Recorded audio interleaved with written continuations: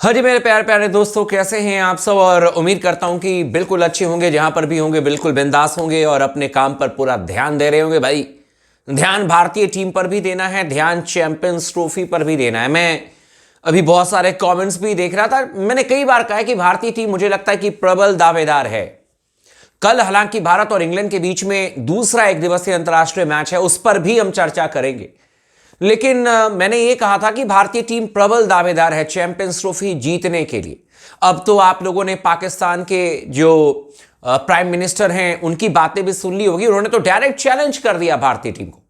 कल इन्होंने मतलब पाकिस्तान ने एक नया स्टेडियम बनाया है, गद्दाफी स्टेडियम को ही थोड़ा सा रिनोवेट किया है।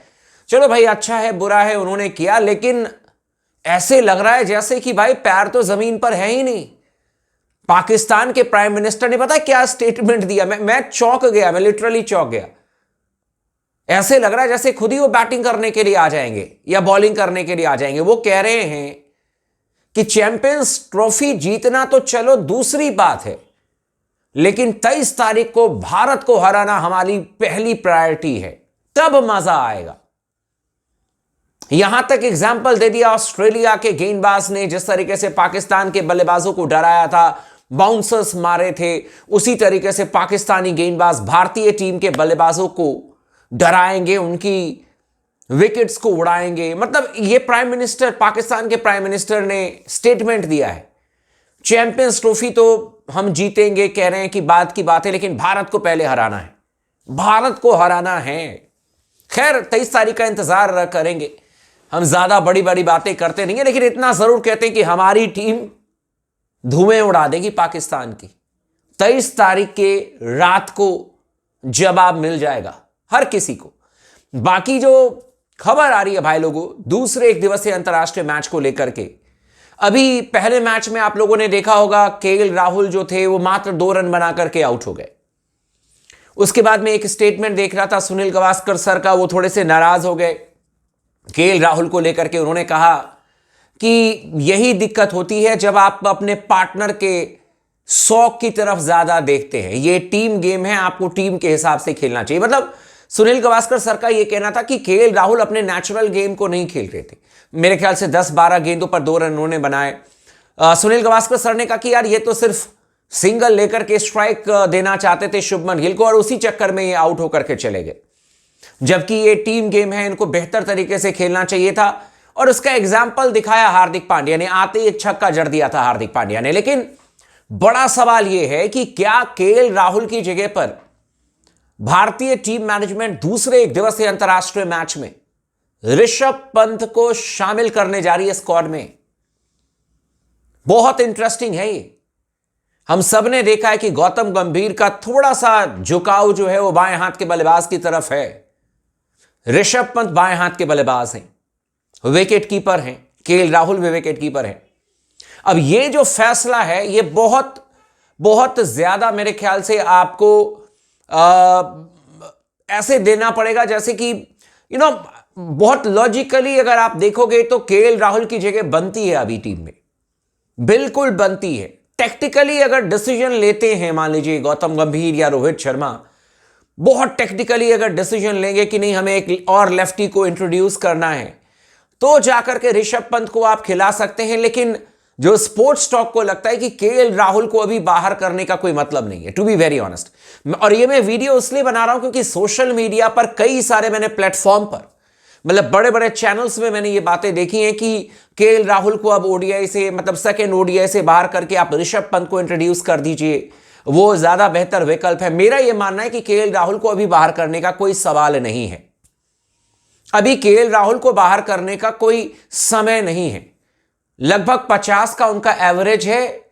दूसरी बात यह है कि केएल राहुल को अगर आप मान लीजिए 7 नंबर पर, 6 नंबर पर खिलाएंगे, और मैं कई बार कह चुका हूं कि जब मैच में जीतने के लिए 20 रन चाहिए, 30 रन चाहिए, तो कोई जब प्रॉपर बल्लेबाज आता ना खेलने के लिए, उसके लिए हारने के लिए सब कुछ है।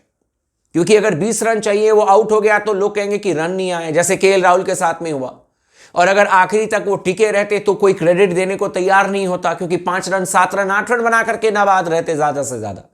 यही दिक्कत हो जाती है प्रॉपर बल्लेबाजों के साथ में।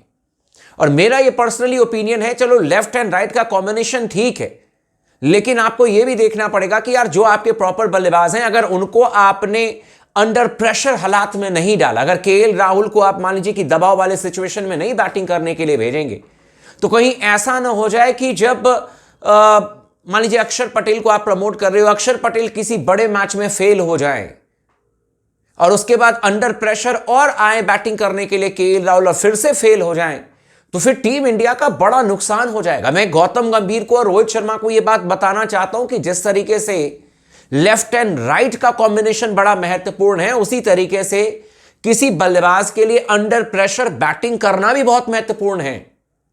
यह बात हमें समझनी पड़ेगी और इसका प्राइम एग्जाम्पल 2023 वर्ल्ड कप का फाइनल है ऑस्ट्रेलिया के खिलाफ में, क्योंकि ऊपर से तमाम मैचेस में हमारे बल्लेबाजों ने रन किए, लेकिन जब वर्ल्ड कप का फाइनल हुआ, जब ऑस्ट्रेलिया जैसी बड़ी टीम आई, जब अंडर प्रेशर भारतीय टीम के बल्लेबाज थे, उस समय आपके मध्यक्रम के बल्लेबाजों को ऐसे लगा जैसे कि पता नहीं रन कैसे बनाते हैं, अकाल सा पड़ गया था। याद है आप लोगों को, है ना?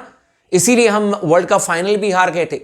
उन्हीं गलतियों से सबक लेते हुए स्पोर्ट्स टॉक ये मैनेजमेंट से रिक्वेस्ट करता है कि लेफ्ट एंड राइट का कॉम्बिनेशन भाई साहब अपनी जगह है, लेकिन केएल राहुल जैसे बल्लेबाज हों या ऋषभ पंत जैसे बल्लेबाज हों, ये बल्लेबाज हैं तो इनको ऊपर ही बल्लेबाजी कराइए।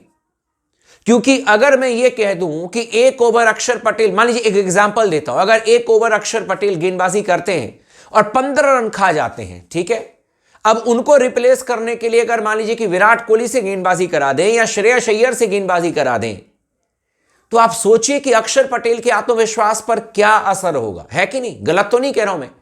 उसी तरीके से अगर केएल राहुल से ऊपर आप अक्षर पटेल को भेजोगे और बार बार अगर ये चीजें होंगी left right left right left right, तो फिर ये किसी भी बल्लेबाज की सेहत के लिए अच्छी बात नहीं। मैं एकदम क्लियर कट आपको बात बता रहा हूं, जहां तक मेरे को क्रिकेट की समझ है मैं उसी हिसाब से कह रहा हूं। केएल राहुल को रिप्लेस करना ऋषभ पंत से ये अभी संभव नहीं है, और अगर ऋषभ पंत भी खेलेंगे तो मैं क्लियर कट कहता हूं गौतम भाई से कि भाई अगर आप ऋषभ पंत को यह कहोगे कि आप अक्षर पटेल के बाद में या इसके बाद में उसके बाद में, तो फिर कोई प्रॉपर बल्लेबाज को प्रॉपर समय चाहिए होता है बैटिंग करने के लिए, टू बी वेरी ऑनेस्ट। और ये मैनेजमेंट को समझना पड़ेगा। केएल राहुल को अभी क्रिटिसाइज करने का समय नहीं है, उन्होंने कुछ भी गलती नहीं की। और मैंने पहले भी कहा कि 2 रन पर आउट होने का मतलब यह नहीं है कि वो खराब बल्लेबाज हो गए। उनके ओडीआई फॉर्मेट को देखेंगे तो 50 से ज्यादा का उनका एवरेज है या 50 के आसपास का एवरेज है। तो इन तमाम चीजों को देखते हुए स्पोर्ट्स टॉक बिल्कुल निश्चिंत है, बिल्कुल कंफर्म्ड है, और एक कंफर्म्ड न्यूज आपको दे रहा है कि कल के मैच में केएल राहुल ही खेलेंगे। अगर सब कुछ ठीक रहा, अगर इंजरी वगैरह किसी को हो जाती है, आई मीन अगर केएल राहुल को किसी भी तरीके से इंजरी होती है, तभी जाकर के आपके ऋषभ पंत खेलेंगे, अदरवाइज केएल राहुल खेलते हुए नजर आएंगे। बाकी आप लोग भी अपनी राय जरूर दीजिएगा, और बाकी जब भी मैं वीडियो बनाता हूं आप लोग के कमेंट्स लेता हूं, तो चैनल को सब्सक्राइब कर लीजिएगा, वीडियो को लाइक कर लीजिएगा, लगातार बने रहे स्पोर्ट्स टॉक के साथ में।